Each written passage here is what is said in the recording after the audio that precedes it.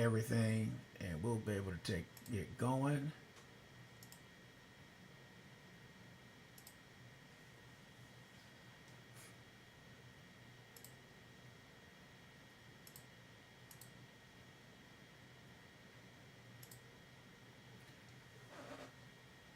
All right. Good afternoon, everybody. Good afternoon. This is Texas in Color.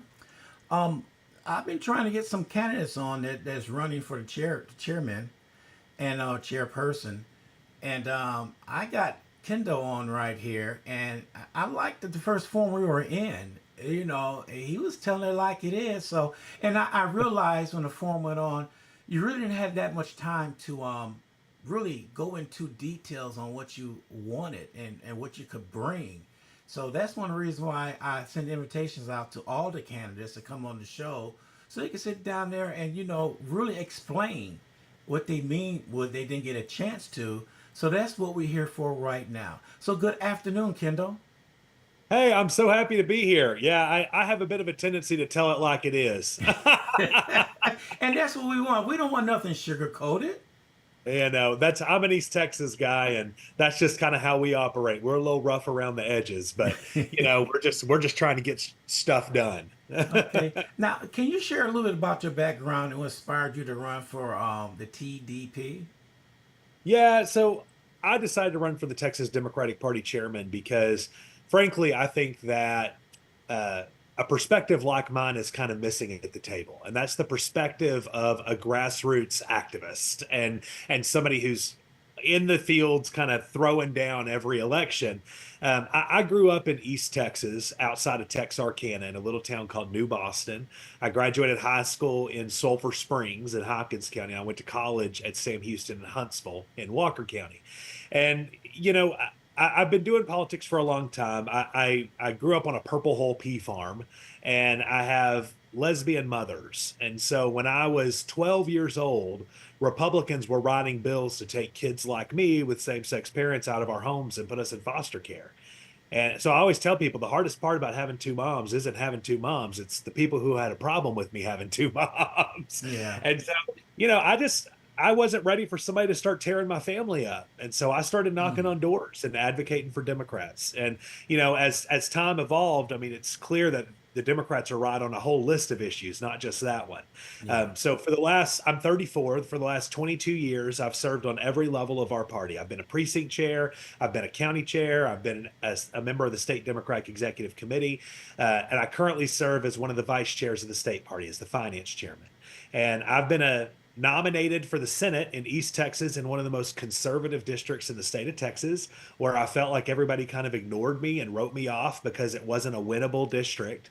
But I overperformed the ballot significantly. And then I also was a candidate in one of the bluest parts of the state in Dallas County, where I won. And I'm currently serving as one of the directors of the Dallas Central Appraisal District. So I've seen the party from all these different angles, right? Hmm. I know how bad the messaging has been for the party because I've been on the ground in the fields knocking on doors. And so I just think that our next chairman needs to be somebody that's less focused on how to get a bunch of consultants in Austin and DC paid, and are more focused on how to keep people that are in the field doing the work happy, and to resource them and make sure that they can do their work on the ground as best and efficiently as possible. And so that's why I'm running. I think I'm uniquely qualified to be able to do that. Okay.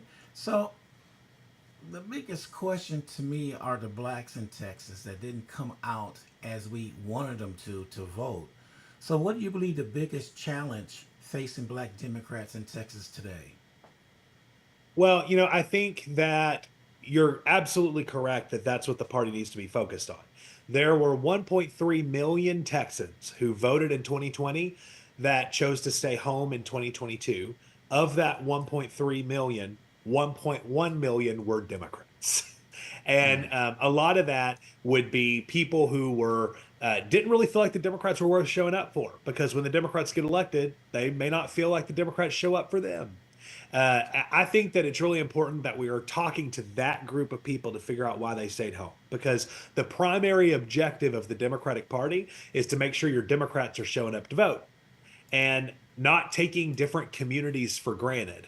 Uh, Nobody wants to take their cousin to prom. Okay. You only go to prom with your cousin if you're kind of forced to and you have to. And that's how I think a lot of people have kind of felt about the Democratic Party. It's like taking your cousin to prom. I'd rather be courted. I'd rather somebody tell me I'm the prettiest girl in high school and try to take me to the prom. But instead, I feel like I have to go with my cousin because they're there. Our party has to meet people where they're at. They need to be showing up and being present in people's communities. Okay. And so when you talk to those Democrats, those 1.1 million, and they say things like the Democrats don't fight hard enough. The Democrats, whenever they get power, they don't know how to wield it. They don't know how to show it. When they're asked to compare us to animals, they compare us to things like turtles and snails. Okay. The Democrats need to start showing up and fighting. And if you can't deliver, get caught trying. And that's where I think, particularly in the Black community, young communities around the state with people under 40 and the Hispanic community, they just don't see a party that's throwing down for them. You're saying democracy's on the line. You say that the country as we know it is slipping through our fingers. Act like it. Act like it. You know, our leaders are standing up and saying things like, well, we're not in control. What do you want us to do? Or they say things like, oh, we got big wins because we got good seats on committees. Well, people don't care about that. They care about what's happening in their homes and with their families, right? And it needs to be made very clear. Electing Texas Democrats means lower taxes, better schools, safer streets. And electing Republicans means richer rich folks. And when we get elected, if we are not delivering or getting caught trying to deliver, then folks in the Black community and young communities, Hispanic communities, all across this Texas, across this state, they're going to stay home because what's the point of showing up if we aren't showing up for them? And so that to me is kind of the crux of it. Okay, so wouldn't you say that Republicans came out 2 years ago, hitting the local level, getting commissioner court, getting school boards? They knew what they were doing and what led up to the general election. And basically, Democrats, we got our butts kicked. I'm gonna say it. We got our butts kicked. So, how would you come along and focus on the rural, the community? What do we need to do to step up our game there? I would say number one to me is vote for your local government. That's where we need to start at. Forget DC, forget Austin. Worry about home first and build from there and spread out from there. So, Yeah. what do you think about that idea? Yeah, my mom always used to say, keep your own front porch clean, right? And that's what we need to be doing is working on our local communities. I'm going to do a little correction of you there. It wasn't just in 2022. Republicans have been doing that for 20 years. Yeah, that's right. They've been focused on their local governments and getting this bench built. And you know, if there's no concerted effort from Democrats to get people elected to utility districts, city councils, school boards, county commissioners, mayoral seats, then who is waiting in the wings to run for higher up seats? You need people that are known for delivering good government in their local communities. It's all about quality of candidates, and I believe candidates matter. And so we used to have a program with the party called Project Lift. It was a project where we used to train candidates to run in these types of races. It has since kind of fallen by the wayside. It kind of exists and comes in and out. I'd kind of like to get it back to its former glory and maybe get it even a little stronger. Where if you're wanting to run for local office, you can go and sign up here at the Texas Democratic Party website, and we are now putting you through a training regimen on what does it mean to build a campaign. Because a lot of people, I don't even know how to run for office if I wanted to start doing it, right? How do you juggle vendors? How do you set up a budget? How do you do a finance plan? How do I file my paperwork? And so that's kind of what Project Lift would handle. I think that that's a really important project that we've got to get focused on and to try to bring that back. In addition to that, there's filing candidates, and then there's how do we help our organizers that are on the ground doing the work. Right now, if you sign up to be a precinct chair in the party, you don't ever really get a lot of guidance of what does a precinct chair do or what's your expectation.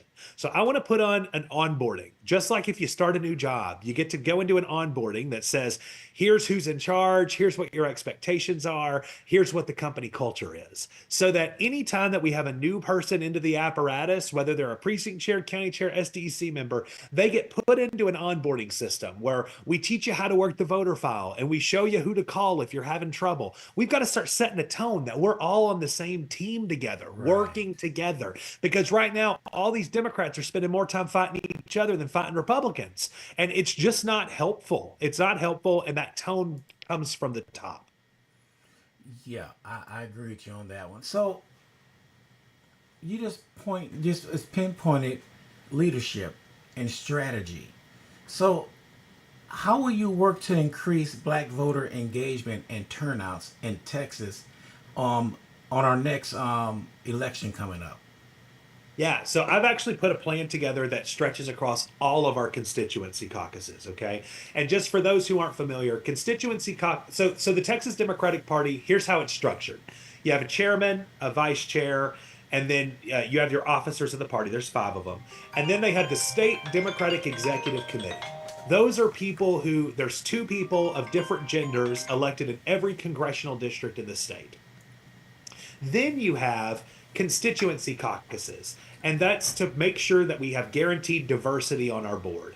That would be the Black Caucus, the Hispanic Caucus, the Youth Caucus, the Disabilities Caucus, the Veterans Caucus, the AAPI, Asian American Caucus. Though all those different caucuses exist so that we make sure that those voices are sitting at the table. But it's been my opinion that those constituency caucuses are underutilized, if utilized at all.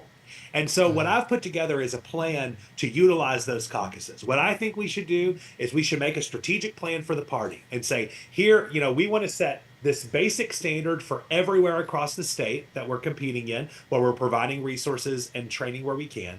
But then we have a strategic plan that says, what are the districts that we're targeting? Districts that we're targeting to hold, districts that we're targeting to flip, and districts that we're targeting to turn out higher vote numbers within, because that's how you flip the state. And then you start at the top of the strategic plan. Whatever the top target is, we say, what is the constituency that makes the most sense there? And let's say maybe it's Jasmine Crockett's district. Maybe we want to turn out more voters in Jasmine Crockett's district. Well, if that's the case, then we go to the Coalition of Black Democrats and the Black Caucus, and we say, y'all are a constituency that makes a lot of sense here. So who is a person that y'all want us to hire on the ground in that district? Because what we've been doing in the past is we say, oh, we'll hire one black constituency outreach person for the whole state of Texas. And if you do that, you're setting people up to fail. There's no way a person can do that. And so let's be strategic. And, we don't have the resources to do it everywhere, so let's do it where it counts. So let's hire a black constituency person in that district. And then they go around and they meet with faith leaders. They meet with business leaders. They meet with community and civic leaders that are within that community. And we do it year round. Not just when there's an election. And we do it with local people, not with folks that we brought in from DC to come in and do it. If you do that, you build meaningful relationships in those communities. You have a contact point that people know and trust within that community and that we're present. And we just haven't done that. And so I think we can do that with every constituency caucus, whether it's the Black constituency caucus there, or let's say a district like Mahela-Pleasa in southern Collin County. An Asian American Pacific Islander constituency person would make a lot of sense there. There are a lot of districts around the state where we just haven't been intentional about caring about showing up and meaningfully being involved in a community, not just in a way where we're begging for votes. Okay. What steps will you take to increase youth engagement and bring more of minority voters into the Democratic Party?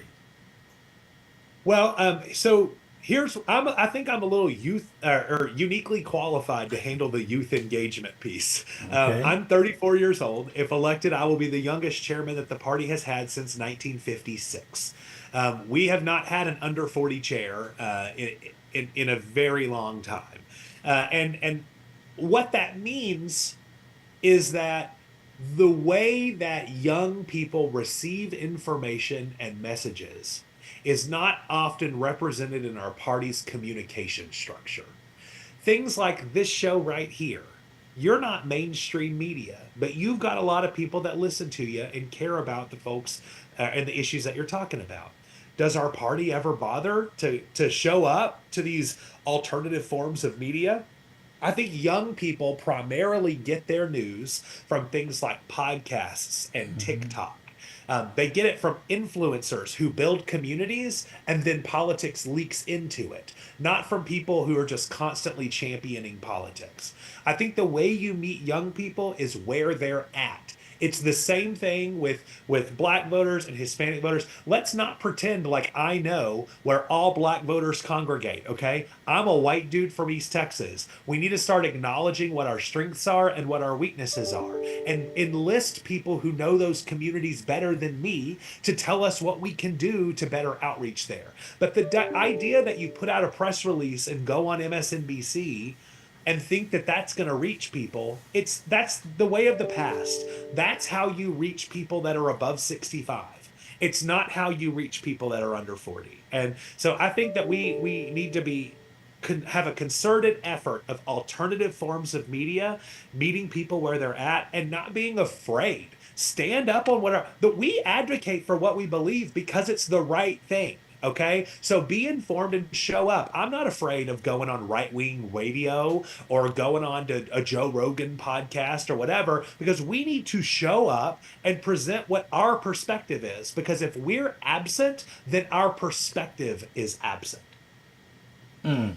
I like what you said about getting on the other side programs, and I watch some of those shows when they are on there, and they still stuck with that same mindset and still just lying straight to their teeth. And when they're confronted with the truth, they want us to get angry and mad. But if we poise and hold our cool and to prove to them that they're wrong, and that's one thing, they will never admit when they're wrong. Right. And what was the saying was, if you tell a lie long enough, people are going to start believing it. And that's what's been happening. There have been blatant lies out there. There's no fact check. They just go with it and go on their way. Because, once that horse is out of the barn, you can't put it back in there. Because once it's out, so it's up to people to believe whether it's right or wrong. And Yeah. and when we get social media involved with that and pushing the same narrative, people gonna start believing that. When you tell them the facts and the truth, they look at you like you lost your mind. This is what I heard on TikTok, and that's where our young voters come to play at. Do you think the Democratic Party, not necessarily, but avoiding the young voters when they should be embracing them? I don't think that they're avoiding them. I think that they are taking groups for granted. And that's not just with young people. I think it's with black voters. It was largely with Hispanic voters. I think that they have operated with this mindset of, well, we already have these people, so let's try to get these people. But what happens is you have now neglected all these people that you thought you had, and they start to leave you, or they start to get tired of your bunk. I don't know if I'm allowed to use profanity. I'm sorry. Sometimes that slips in. They're tired of your stuff, right? And so I just think people vote with their guts, not with their heads. Mm-hmm. Okay.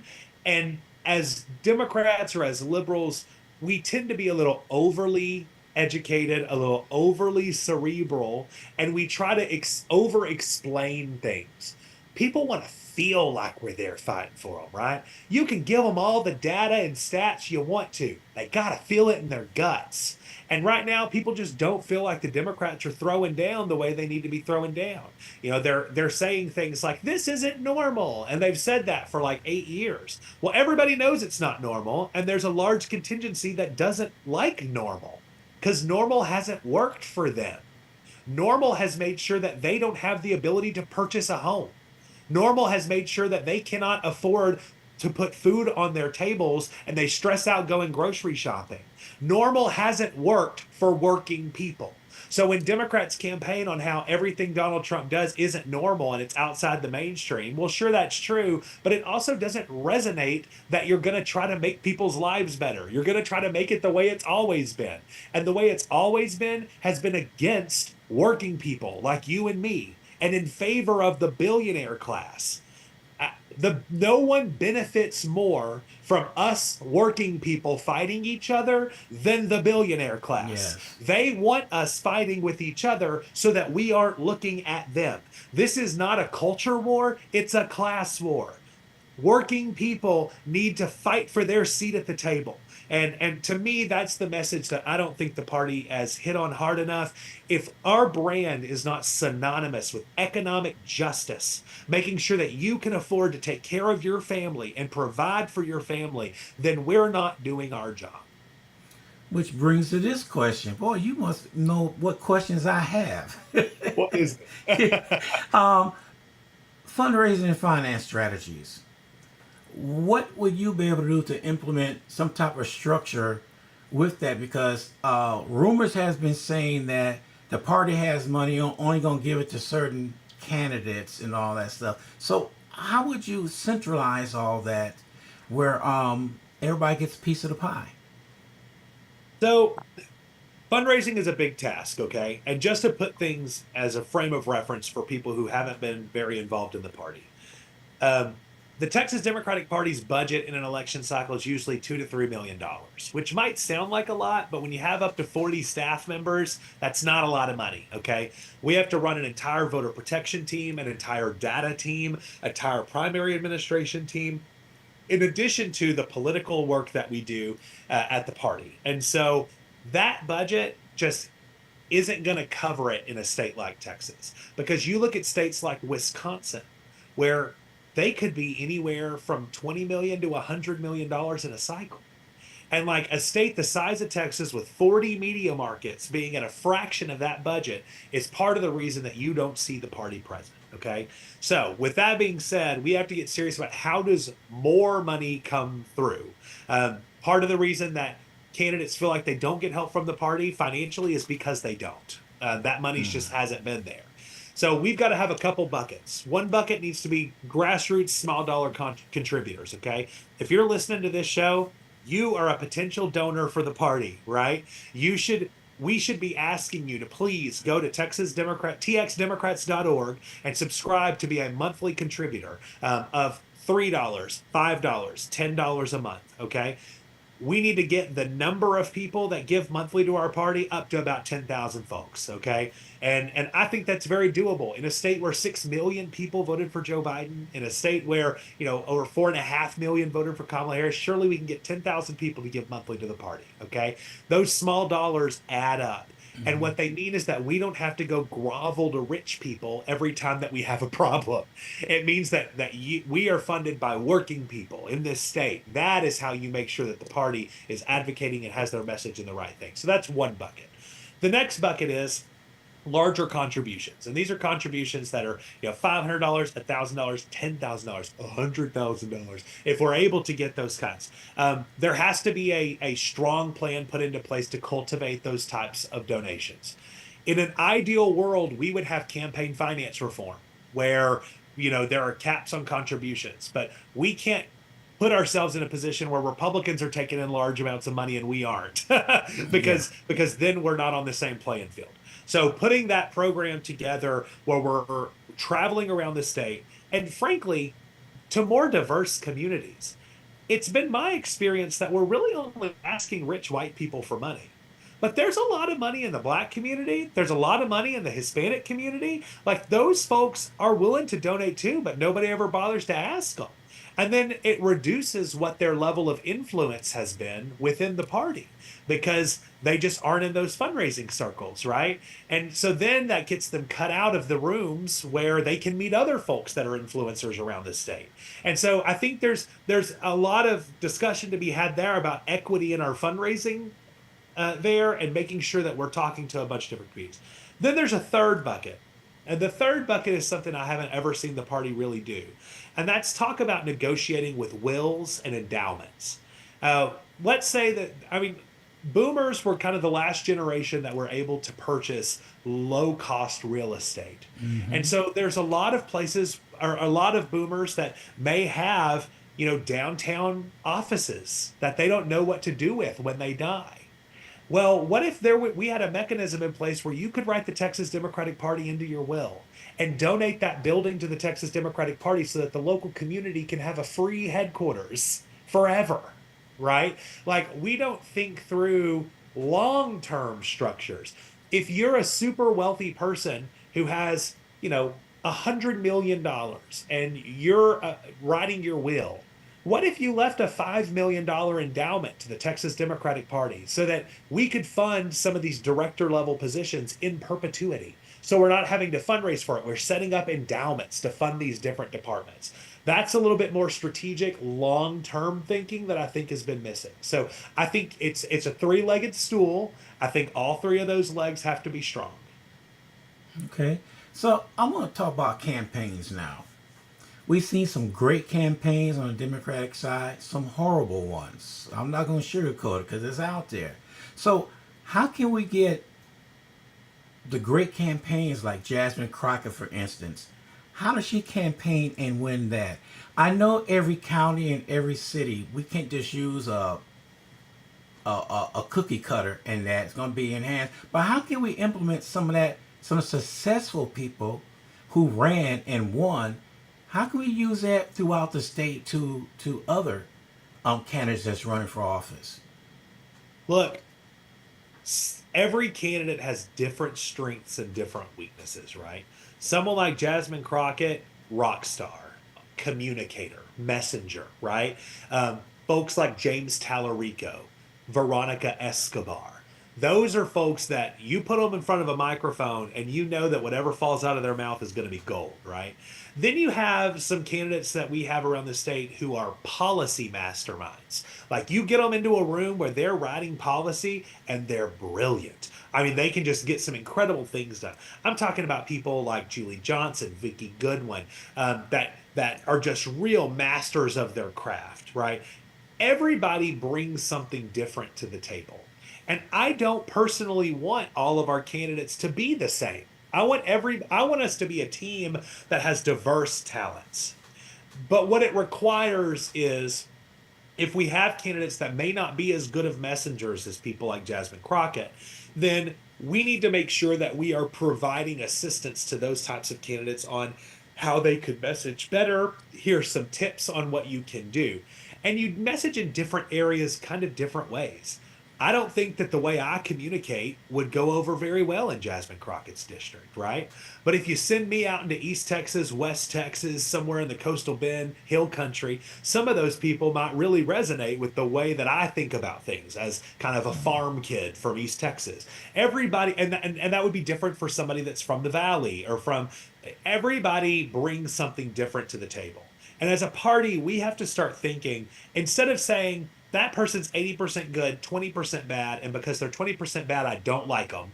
We have to start saying that person's 80% good, 20% bad, so I'm focused on that 80%, and we're on a team together, and how do we maximize on it?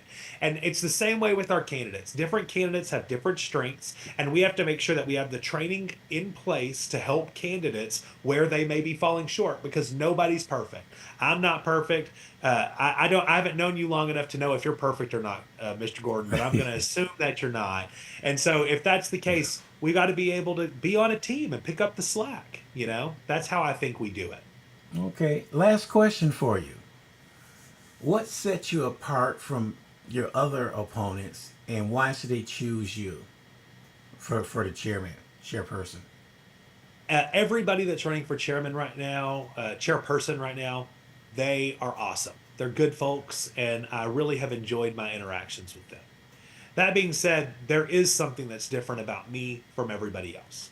And it's that I've given my entire life to this party and this movement, and I've never given up on you. I have done this since I was 12 years old. I've done it when things were good. I've done it when things were bad. I have done this when I was exhausted and I was tired, but I never gave up. I worked within the party to try to improve it and make it better. And that was transparent budgets, implementing permanent auditing. That stuff isn't sexy, but it's important, okay? And I've never stepped away. And a lot of my opponents in this race are nice folks. They really have thrown down, but they haven't been in it as long and consistently as I have. In the last election, I put 35,000 miles on my truck, driving around the state, being helpful where I could be helpful. And sometimes that meant dropping off a pile of signs. Sometimes that meant dropping off a check. Sometimes that meant sitting at my desk and trying to help people get through their compliance reports, right? But I'm one of those people that are like, put me in, coach. Like, let's figure it out. And I like getting in the nitty gritty and being helpful. That's what makes me different, is that I'm a workhorse. I'm not a show horse. And I genuinely love this party and what it stands for. I exist today because this party fought for my family. And I think there's a lot of people who feel that loyalty to the Democrats. Even though they might piss us off every now and then, there's some loyalty to the fact of what their history has meant to some of us and our ability to exist and operate. And that never leaves me as to what we're fighting for. This is not about me. This isn't about me getting a seat somewhere. This is about making sure that our party is improved and better and winning elections, focused on winning elections. That's where I think that I'm different. I think that I have a very diverse background within the party, seen it from a bunch of different angles, and I'm a workhorse ready to get to work. Okay, so I see the next forum is taking place on the 22nd, Dallas Fort Worth. That's on a Saturday. You plan to be there? Absolutely. Well, actually, for me, the next forum is tonight. I'm doing an event out in East Texas tonight. Okay. It's just me. The other candidates aren't there. But if anybody's listening and they want to come and join us in Jacksonville tonight, we would certainly love to have them. Um, I looked at the forums and I noticed that East Texas was left off, and so I went and had my own event out there to make sure that we were showing some love to East Texas. Okay. But the next forum where all the candidates are going to be on the stage will be at the DFW forum, and I will absolutely be there. I have not missed a forum, and I do not intend to. Yeah, because then on the first you got Lubbock, and Yes. then you got a virtual forum on the 25th, and the last one is in Austin, Texas on the 28th, a day before the meeting. So it's almost like you have got to have everything going for you, but it's a campaign, and I applaud you from going from one end of the state to the other, and out there in East Texas. The things that we need, and you're showing some things that you want to do. And I want to say deeply, I appreciate you taking the time out and being on the show today. It means a lot to me and to fellow Texans to hear you one on one on what you really want to bring to the party. Well, thank you. You know, one thing about me, even if people don't like me or they disagree with me, I show up. I show up whenever folks need help. And so I appreciate the opportunity to be here. I've loved being able to go to all these different forums because the way I see it is that if you aren't willing to show up to forums when you want something, how can we trust you to show up when you actually have the job? So I've Yeah. loved being. We went to the Rio Grande Valley. I went out. One of the first trips I went in my chairs race was out to El Paso. I think I'm the only candidate so far that even took time to go out there. And I know there aren't a whole lot of votes in my race out there, but to me, I'm from a forgotten part of this state, and I want to make sure everybody sees themselves represented in our party. And as chairman, I'm going to conduct myself the same way. I'll be present, I'll be active, and I'll be as helpful as I possibly can. Okay, sir. We appreciate you once again coming on the show. And Well, you thanks for take having care. me. I sure appreciate it. And we'll see you down the line at the other forums. I'm looking forward to it, man. Looking forward to it. All right. Thank you. Thanks. All right. Rec- All right, everybody. That was Kendall right here on WSAN. I'm WSA. Whoa, excuse me for that. Is Texas in color. Man, I get confused sometimes, but it's all good. So take care, and we'll talk to everybody later.